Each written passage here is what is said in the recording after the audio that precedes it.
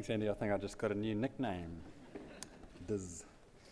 I'm hoping this ain't going to be the most boring part of this conference, but it could well be. This is my chance to be kind of accountable to you about what DINS is actually doing with your money, particularly.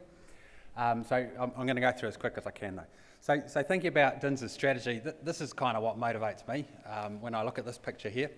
It's kind of a bit scary.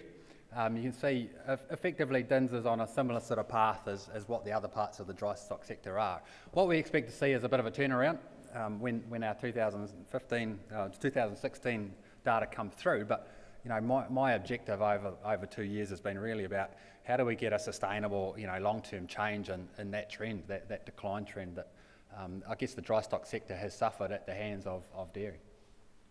So what's the answer? How do we fix that? Wow, you guys will tell me it's pretty straightforward. More money. And I think, you're right, certainly more money is a pretty critical part of people being enthusiastic and sticking with or joining our industry. But there's more to it than that. So profitability is probably at the top of the list, but there's kind of some more intangible stuff that I've learnt about over the last couple of years. Enjoying what you're doing, particularly the animals in our case, and also the people who are your colleagues. And having a long-term confidence in where the industry is going and that it's going to be a good place to be, for the long term rather than just today. So how are we going to affect those things as DINS? What are we going to look for?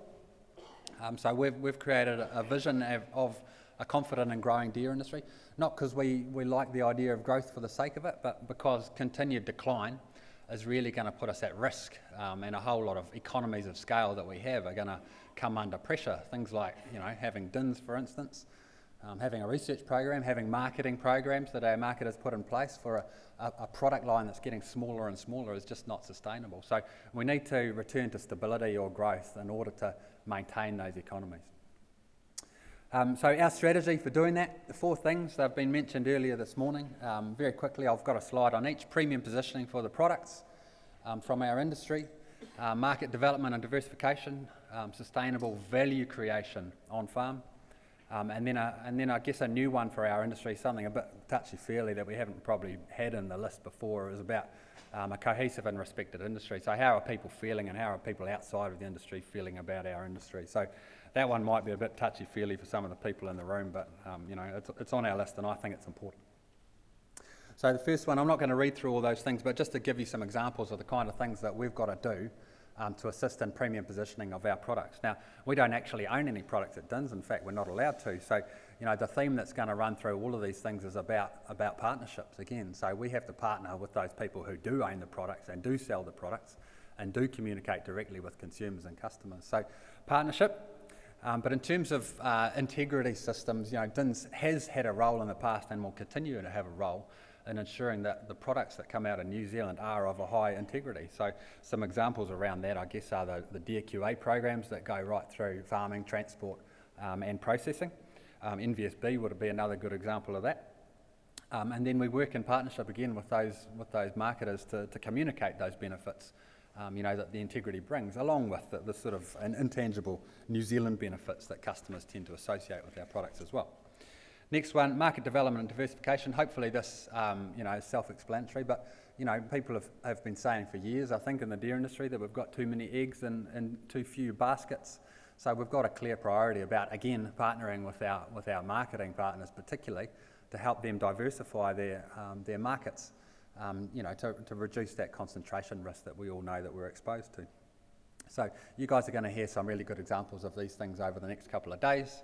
The Savannah to Europe is a particular example of where we're trying to diversify the demand temporally, so over time, but also the work that goes on in the States about promoting venison consumption there, or that goes on in Asia about promoting healthy food consumption of velvet rather than that traditional channel. Those are all examples of diversification of our markets.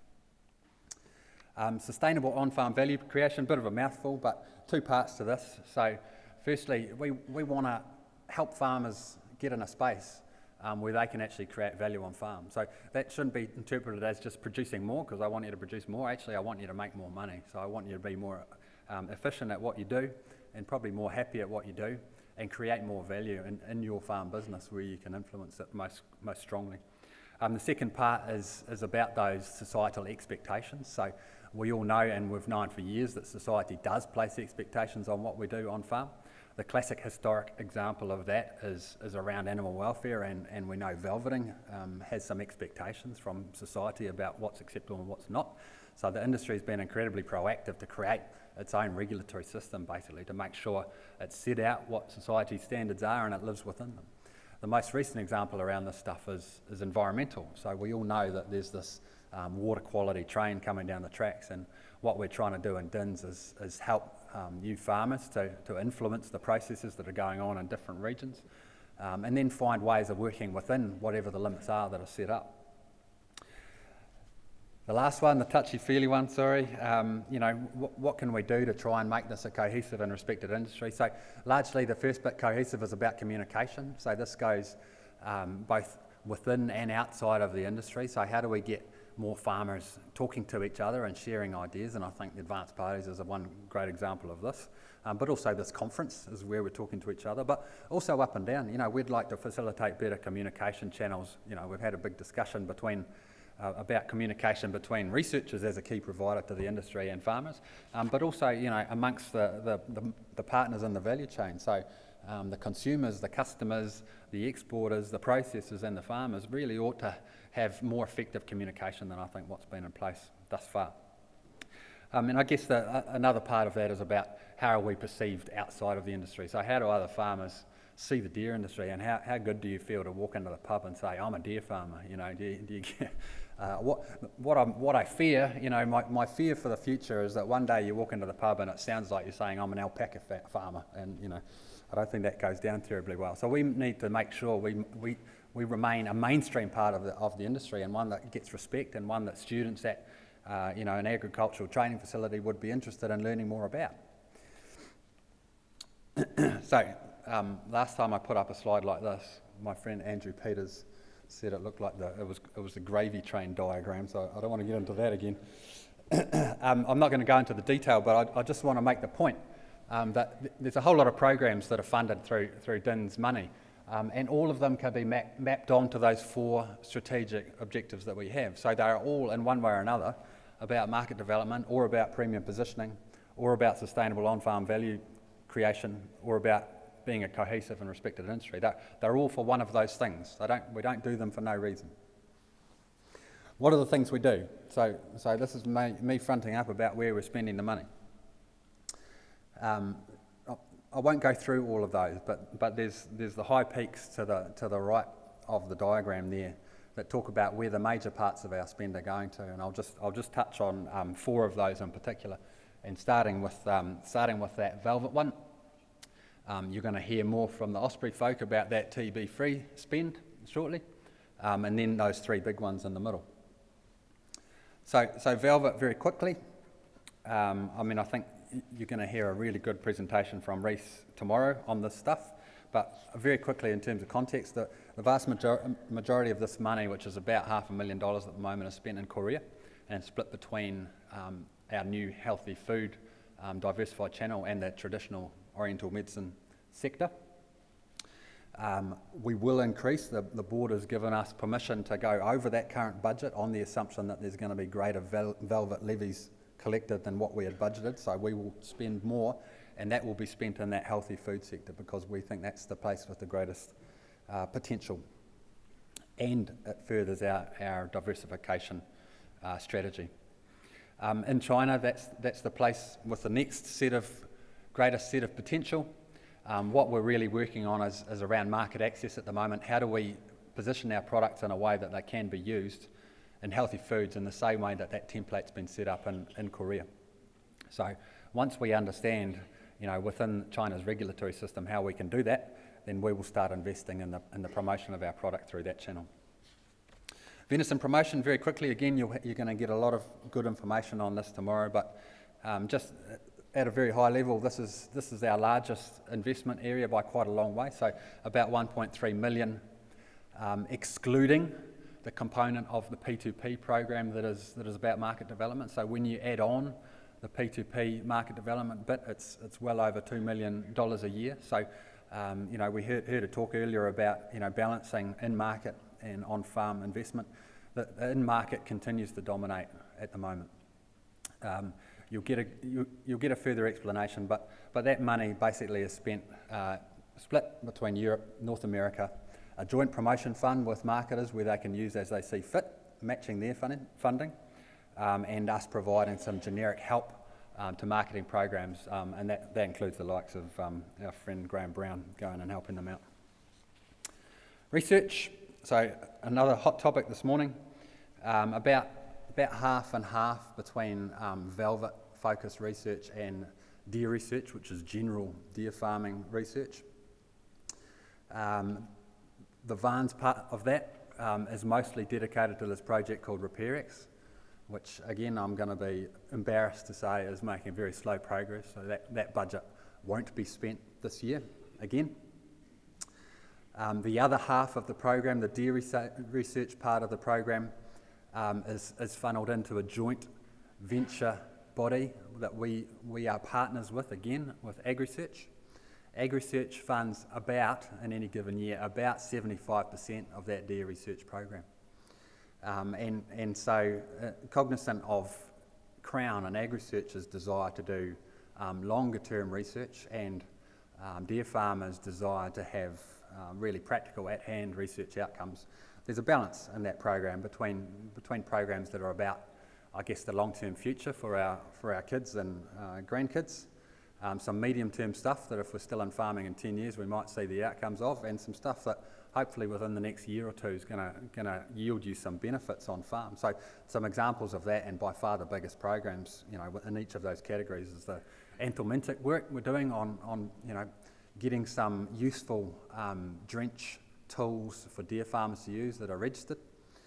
In the middle category, the medium-term category, it's about genetic discovery, ways that we can go about breeding deer that are better quality for the longer term. And in the genomic space, it's about effectively new technologies with DNA and looking at DNA sequences to try and identify, in our case, healthy deer with high immune function. That's research.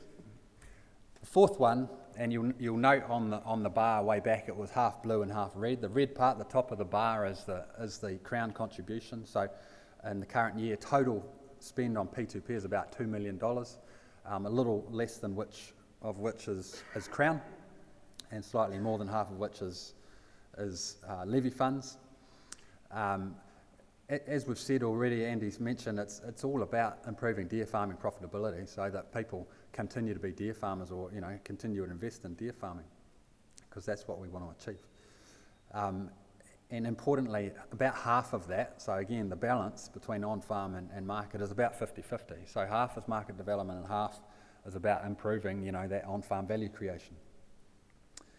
So here's the sticky part. How do we pay for all that? Income made up, as you'll see there, the blue line at the bottom is a velvet levy, which is on a gradual incline. The red part is venison levies, which is the largest part of our funding, which is on a gradual decline. The little green bit in the middle is some interest. The purple bit is about that Crown contribution to the P2P program. And up the top, hopefully everyone's heard at some stage over the last year or so, we're proposing to uplift venison levies from next year. Along the top, you see the expenditure, budgeted expenditure, and you'll note that the expenditure continues to be somewhat higher than income. So over the course of the P2P program, we will be using reserves to fill that gap. And the reserves picture looks like this, which is a little sad.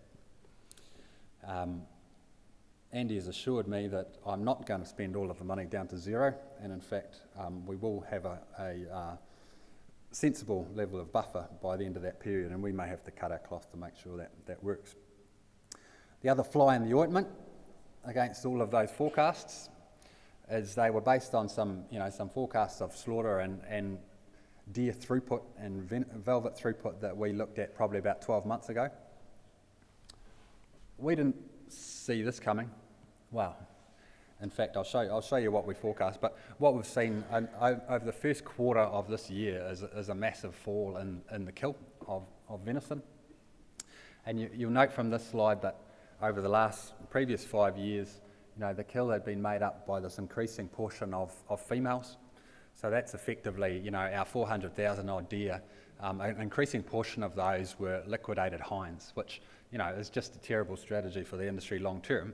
So this drop down here of people retaining hinds is great long term, but as I'll say, it creates a few short term headaches. So you will recall we put up a slide like this last year, and we put up a range of what we thought were 4 sort of reasonable scenarios for where the deer herd and the slaughter that comes off that was going to go. The red one was our worst case scenario, the green one was a particularly optimistic scenario, and we did our budgeting based on something in the middle. In actual fact, last year, the herd moved along the lines of our pessimistic scenario, moved along the red dotted line there. So we killed a lot of hinds again. And then I guess what's happened in the first 3 months of this year is that's turned around quite drastically. So we haven't really worked these numbers through particularly. These are mostly off the top of my head and over the last month or so, but we think the purple line is kind of where we're going, possibly. We've suddenly started holding back a whole lot of animals, particularly hinds, which is great for the long term, as I said, because it should get us on that recovery track. But in the first instance, it creates a few headaches for DINS and its budgeting, but much more importantly, it creates some major headaches in our venison processing marketing structures. So, in processing plants, they just don't have animals to kill, and that impacts on, the capacity utilisation and the work, for the people there. So there's real, human impacts. And in markets, there's real issues about continuity of supply. So they're just not going to have the venison to go around this year. So our marketers are going to have to make some pretty tough decisions about who gets product and who doesn't. And, that can have some long-term ramifications if you actually start hurting some of your long-term loyal customers. So that's kind of where we're at, and that's our starter for 10, our guess about, where herd could be going. So I think that's me, and I'll just hand back to Andy.